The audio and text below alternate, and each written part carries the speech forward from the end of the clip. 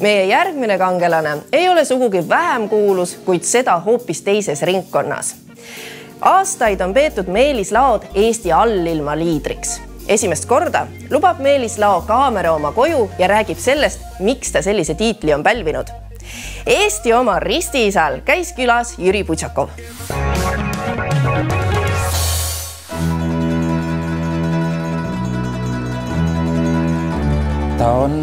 Ta on selge kaubamärk, et tema nimi nagu äratab aukartust ja samas ka natuke hirmutab.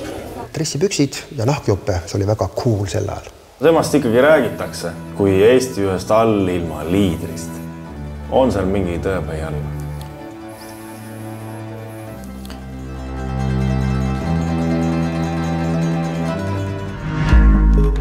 Eesti allilma ristiisa, allilma liider, skandaalne ärimees, vaidluste klaaria.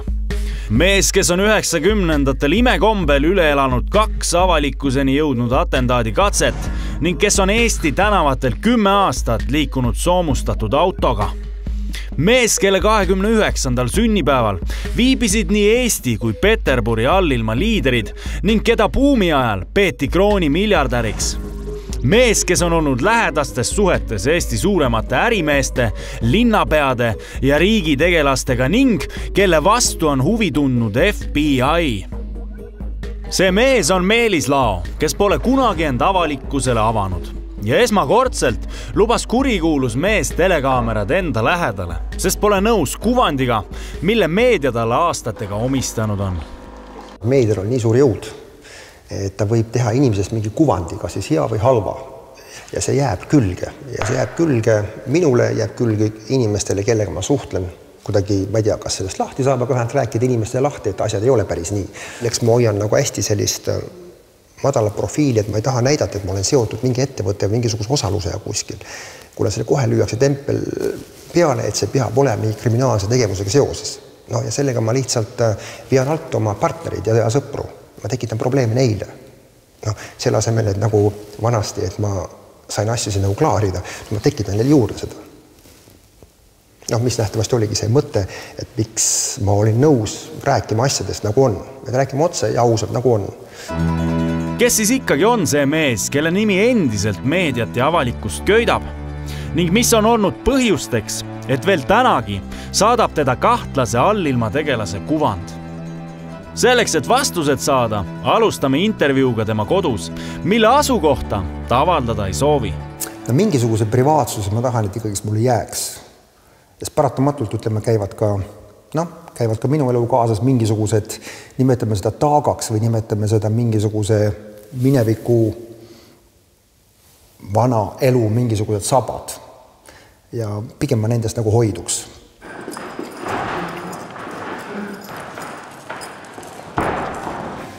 Et boksisaalist on kõik nagu alguse saanud või? Jah, see pikk teekond on saanud boksisaalist.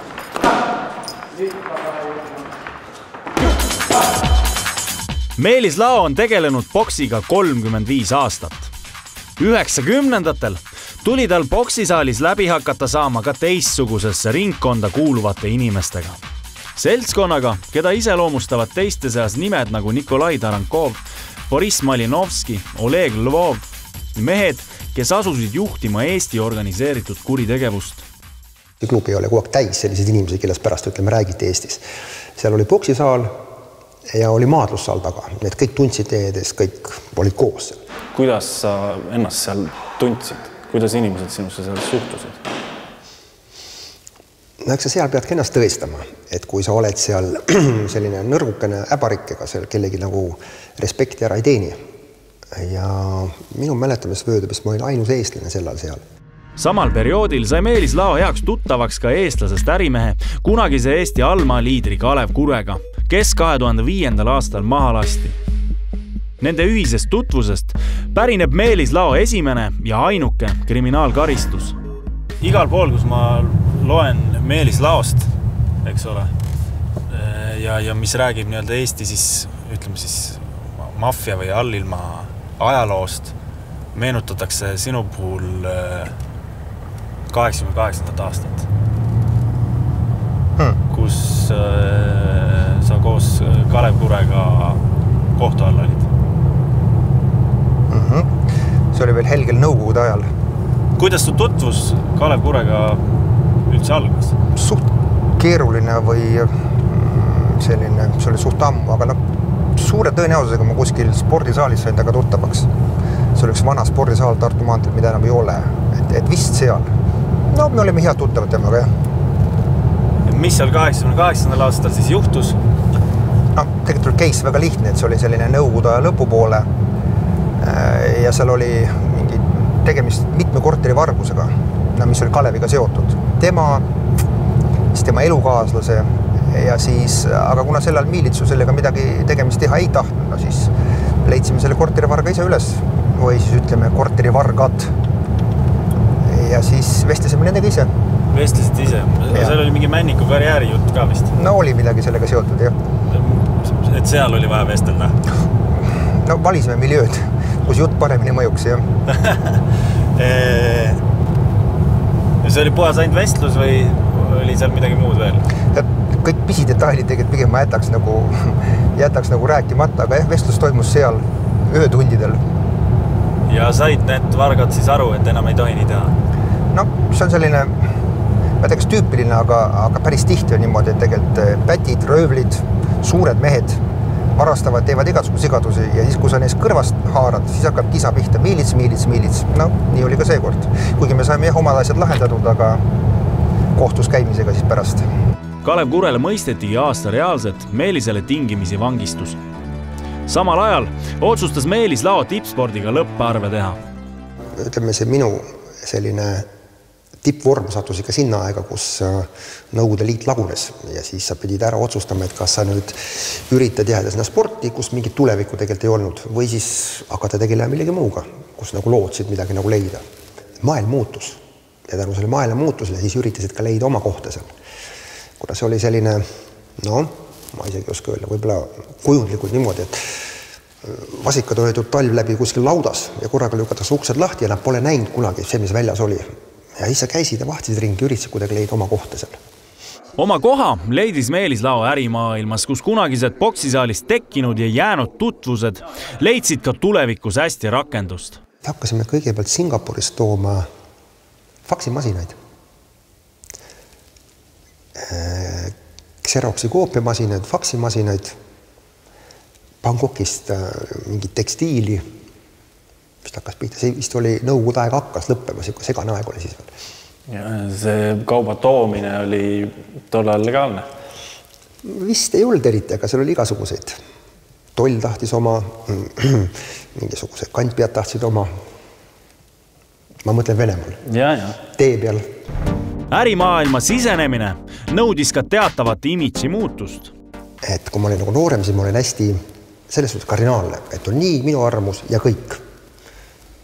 Siis läks mingi aeg edasi, aastad, elu muutus, ise hakkasin muutuma ja siis hakkasin mõtlema, et tegelikult see ütlus, et never say never vist on ikka õige. Hea näide on, et kui ma olin noorem 90-ndates, just kui see sportlase tee hakkas lõppema, tulid mingisugused äripartnerid ja keegi Soomest ja kuskil mingisugune oli, kas partnerid või kellega üritasid midagi teha.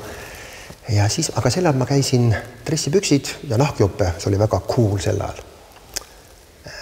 Ja siis, kes mulle ütles, et äkki sa paned midagi muud selga, kui me läheme kokku saamisel. Ma ütlesin, et ma olen selline, ma jäängi selleks, ma pane kunagi ülikonda selga. Siis läks mõned aastad, siis ma hakkasin ainult ülikonda kandma. Vaat see ongi see neve. Kuid on mõned asjad, mis ma tahaks, et ei muutuks minu jaoks. Näiteks? No, näiteks seksuaalne orientatsioon. Ma tahaks, et mul jääks. Venemaa kombed äri ajavate inimeste pealt teenida jõudsid peagi ka Eestisse. Ning koos sellega tekkis vajadus inimeste järele, kes ärimehi kaitsevad ning nende õiguste eest seisavad. Meelis Lao oma kasulike tutvuste ning uhkete võitlusoskustega oli selleks ideaalne mees. Et selleks, et sel ajal saaks keegi ajada rahulikult oma äri või veidi suuremalt, kui ütleme, okei, sa võisid ka putkas müüa mingid hamburgeri, ikka tuli su käest raha küsima, kui sa tahtsid väheke suuremalt midagi teha, siis tuli su käest ka midagi küsima, midagi pakkuma ja keegi pidi olema just see, kes need asjad ära klaarib. No, ja see, kes siis neid klaaris, sellele jäi see tempel otsa ette. Ja seal erinevad võimalus oli. kõigepealt seal võisid olla stsenaariumid sellised, et kõigepealt tehti midagi, pandi auto põlema, anti kuskil pimedal tänaval peksa, murti mingid luud ära ja siis tuli pakkuma, et näete, mis teiega juhtub, et tahate, me aitame teid. No, võis teine olla siuke, et 10 sellist jõmmi marsivad ukses sisse ja ütleb, et see on meie territoorium, et te peate nüüd maksma ka lõmmi. No, põhimõtteliselt nagu sellised versiooni 2, kas tehti enne midagi või kohe tuli rääkima. Aga seda on võib-olla nagu raske mõista, sellepärast, et kui tänapäeva inimesele nagu räägid seda, siis ta ütleb, aga miks sa politseisse lähe või läinud, aga siis polnud, siis oli seadused, siis oli džungliseadused ainult. Ja kui keegi tuli, sa ei saanud millegile toetuda. Praegu on ju näiteks ka inimesed, ükspuha, mis nagu juhtub, siis kohe politsei, kuigi nad võivad ise mingid sigadusi teha enne, aga kohe politsei, aga seal polnud mitte midagi ja see teadmatuse hirm, et ei ole mitte mingi kaitset ega mingi kindlust, see võib-olla tekitaski sellise ebamäärase olukorra, kus ütleme, sai siis õitsele või siis vohama hakata selline banditism. Eesti 90-ndad. Kuritegevus lokkab, pidevad pommiplahvatused, igapäevased mõrvad ja verised arvete klaarimised. Kõige selle taustal üritasid mõned Eesti ärimehed hakata rajama Hansapanka. Ka nemad sattusid kimbutuste küüsi.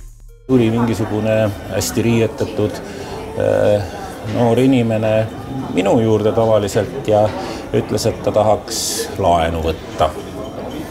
Ja seda laenu tuleks väga anda. See oli tüüpiline meetod. Ja kui ei anna, siis siis edasi, ütleme, et me suhteliselt suutsime hästi pareerida ära juba sellega, et me rääkisime veel, et minu otsusest küll kuidagi midagi ei sõltu, kas saad laenu või ei saa, et meil on ju laenukomiteed ja et mina üldse ei olegi laenukomitee liige ja igasugust lõpust juttu sai seal räägitud, aga ma mõtlen, et need asjad õnneks ei läinud kunagi väga niisuguseks, et ma oleks pidanud oma elu pärast kartma, aga meil oli palju juhtumeid, kus panka rööviti, valuutavahetuspunkti või ikka sularaha viidi minema. Ja siis Meelis rääkis oma boksitrennis seda asja ja pigem ta tõi sealt infot, et see ei ole mingisugune suurem aktsioon, et see on kellegi mingi üksik tegi asi, et ei tea, kes see üksik tegi on, et see ei ole mingisuguste tollel ajal teadaolevate kuritegelike kampade suurim töö, seal olid mingid permikad ja linnuvabrikad ja siis oli Harondika ja või seltskond ja seal olid igasugused kirjut ja aserid ja need olid mingil määral olid natuke teada. Kas sa olid kohe algusest peale see mees, kellele sõbrad helistasid, kui neil probleem tekkis, nagu esimene mees, kellele helistati? No vist küll, jah, ikka. Seal olid stsenaariumid olid siis põhimõtteliselt 2, et kas mul oli kokku lepitud, et kui midagi on, siis inimesed saavad anda minu nime ja telefoninumbri. Juhul, kui see ei mõjunud, siis pidid kohale minema. Nimi ja telefoninumber tähendas juba seda, et sul pidi olema mingisugune siis tuntus? No jah, ütleme, see hakkas nagu natukene hiljem, aga alguses pidid kohal käima, mingid asjasi klaarimas. Erinevad situatsioon oli, et neid lihtsam ongi see, et kellegi üle tuldi, hakati nõudma, kandis nime ja telefoninumber, ütles, et ma olen selle inimesega koos. Ja probleem oli ka lahendatud. Keerulisemad näiteks oli, ma nüüd ei tahaks nagu nimesi hakata näitama näpuga, võib inimesed ei taha, et üritas ka ida-lääne vahel, nagu me kõik sel ajal, üritas ajada nagu oma mingisugust äri, talt hakati raha sisse nõudma, raha ta maksta ei olnud nii palju, kui nõuti või ei tahtnud, võeti naine kinni koos lapsega, ja öelda, et nüüd tood meile raha, naist tagasi ei saa. Siis pidid sinna kohale jooksma, erinevaid jõu ja elu numbreid näitama ja lasti tüdruk tulema. Mis need ilu ja jõu numbrid olid? Selles suhtes sa pidid kasutama vägivallatsete vastu vägivalda. Ega siis lihtsalt ilusa näoes keegi mitte midagi ei tee. Nii et selline, kaklemine oli tavapärane asi? Kaklemine ja jõu kasutamine, nimetame jõu kasutamiseks, et ega siis tänapäeval, kui mõeldes, et kasutatakse vägivalda, kellegi lüüakse silm siniseks, sellega ka eriti kaugelega hirmutama kedagi hakata ei saa. Et midagi pidid tegema, et inimesed ei tahtnud, et niimoodi enam tehtaks. Ja see näiteks oli? Siis alati toimis? Vaata, siin ongi see, et on tänapäeval ju toimib ka seesama kriminaalkoodeks ja mingisugused asjad, mille aegumistähtaega ei ole, aga nimetame seda jõu kasutamiseks. Samal ajal kui Meelis Lao nimi kuritegelikes ringkondades tuntust kogus, arenes ka Hansapank. ning vanu ajalehti sirvides kõlab mitmes artiklis Lao ja Hansapanga vaheliste suhete kohta üks konkreetne lause. No 90-ndad ja Hansapanga algus. Meedias on konkreetselt välja öeldud, et sel ajal, kui Hansapanka käima hakati lükkama, kasutasid nii-öelda need käima lükkajad siis Meelis Lao abi, et hoida eemal Vene räkitit. Noh, ma ausalt öeldes, ega me saime Vene räkitist nagu lahti küll või täpsemalt nad meid natukene kimbutasid, vist ma arvan, et see õnneliku juhusele tõttu nad ise üksteist hävitasid, aga ega ma ei ole nüüd väga veendunud, et Meelis Lao oleks neid ka suutnud paremini eemal hoida kui meie. Eks meil teisest küljest meil oli ju ka ja ESS ehk Urmas Sõõrumaa oli meid ju nii-öelda ametlikult valvamas, aga loodame, et seal oli ka Meelise panus. Ma ei oska seda täpselt hinnata. Siuke konkreetne lause on läbi käinud. Olen kuuldud, aga olles seda asja lähedalt näinud, siis ühtegi selget praktilist näidet selle kohta ei tea mitte ühte ainust.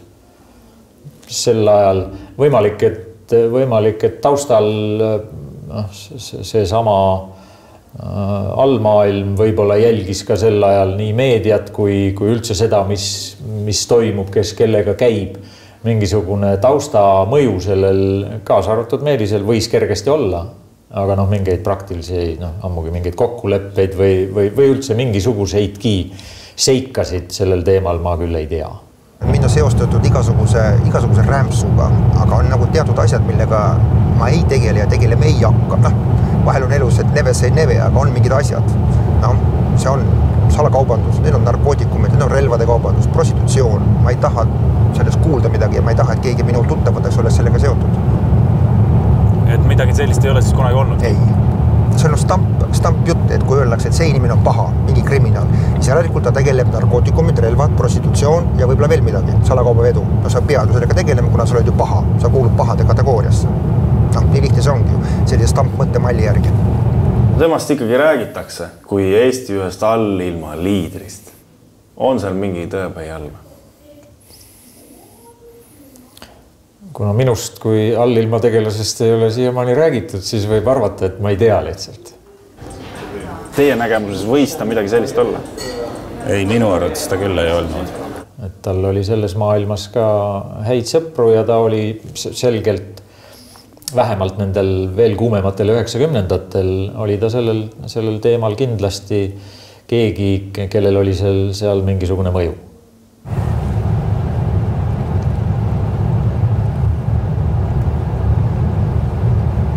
Sellal oli ka see, ütleme, mingisuguste asjade enda seismisega ei ole ma selline mees, see tundus väga cool.